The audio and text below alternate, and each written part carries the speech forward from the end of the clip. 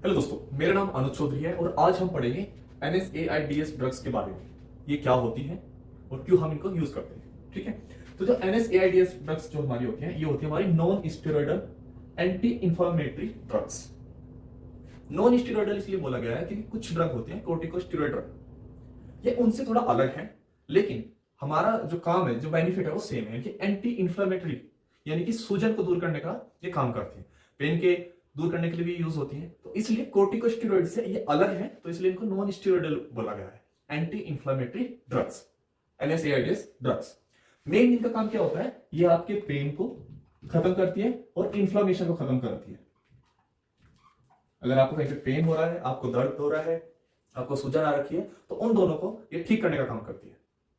ये बहुत सारे इनके टाइप्स होते हैं, जो इनकी अपनी अपनी एक स्ट्रेंथ है, कोई ज्यादा इफेक्टिव है, कुछ थोड़ा सा कम इफेक्टिव है।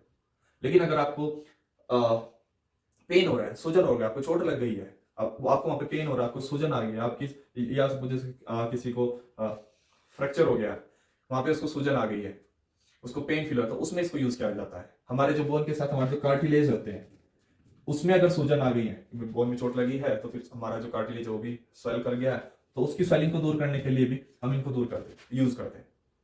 ठीक है, तो मेन काम क्या है हमारा, हमारे पेन को और हमारे जो सूजन है उसको दूर करने का इसका काम होता है।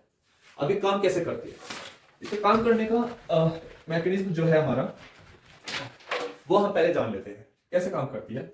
हमारी जो बॉडी में एक केमिकल होता है जो सेल मेम्ब्रेन में होता है, उसको हम बोलते हैं अर्चिडोनिक एसिड।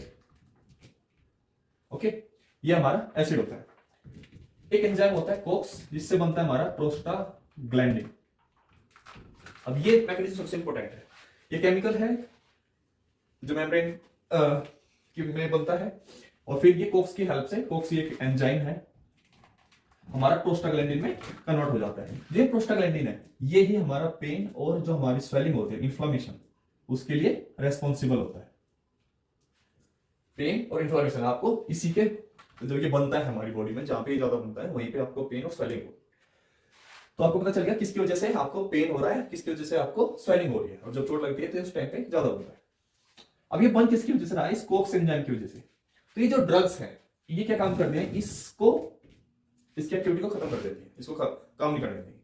जब ये एंजाइम काम नहीं करेगा तो ये नहीं बनेगा, जब ये नहीं बनेगा तो आपको पेन और स्वेलिंग आपकी कम हो जाएगी। ठीक है, ये इसका मैकेनिज्म है। तो आप वो किसको बंद करता है, कोक्स एंजाइम को ब्लॉक करता है, ब्लॉक कोक्स एंजाइम, ये आप याद रखना, कोक्स एंजाइम, ये इसका मैकेनिज्म है। ठीक है, आगे बढ़ते हैं। कोक्स कितने टाइप के होते हैं भाई, कोक्स होते हैं हमारे दो टाइप के। कितने टाइप के होते हैं, दो। कोक्स एंजाइम टाइप, कोक्स 1 और कोक्स 2। ठीक है, अब जो हमारी ड्रग्स होगी, एक तो होगी यानी कि नॉन सेलेक्टिव, नॉन सेलेक्टिव इसको ब्लॉक करेगी, इसको ब्लॉक करेगी।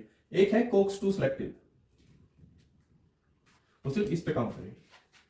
ठीक है, ये हमारे ड्रग्स का दोनों का डिफरेंस है। और ये ड्रग्स काम क्या कर रही है फिर बता देता हूं। आपके पेन को खत्म करेगी और आपका जो है स्वेलिंग है उसको खत्म करेगी। एग्जांपल जान लेते हैं। कोक्स 2 के जो एग्जांपल होंगे हमारे, वो सेलेकॉक्सिल, कोक्सिल, सेकंड है हमारा ईटोरिकोक्सिल,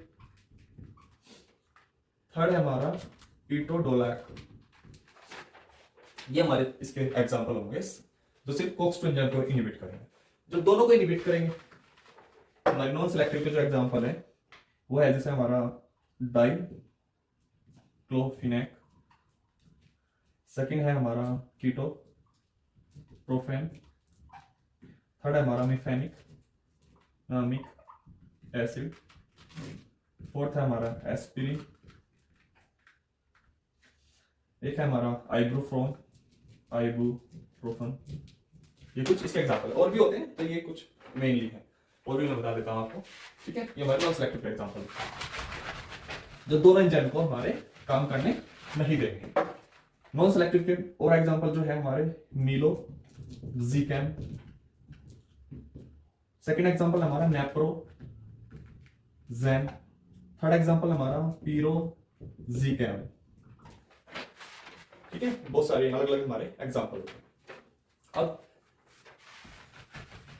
साइड इफेक्ट की बात कर लेते हैं। अगर कोई हार्ट पेशेंट है, ठीक है, अगर इसको दिल का हार्ट की कोई प्रॉब्लम है तो उसको जो मैंने बताया कोक्स 2 एंजाइम इनहिबिटर वो नहीं देनी चाहिए, उससे उसमें साइड इफेक्ट हमें डेंजर देखने को मिलेगा, तो हमें हार्ट पेशेंट को ये नहीं देनी चाहिए।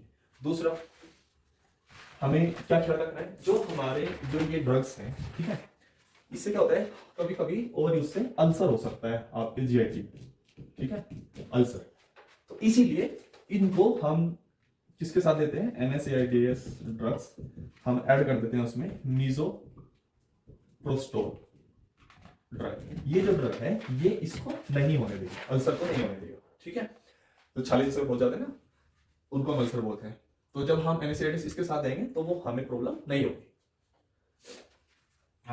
तीसरा आपको क्या ध्यान रखना है, थर्ड आपको ये ध्यान रखना है कि आपको ओवर यूज नहीं करना है। ओवर यूज करने से आपको लीवर एंड किडनी प्रॉब्लम हो सकती है, ठीक है। ओवर यूज से और ओवर डोज से आपको किडनी प्रॉब्लम या लीवर प्रॉब्लम हो सकती है।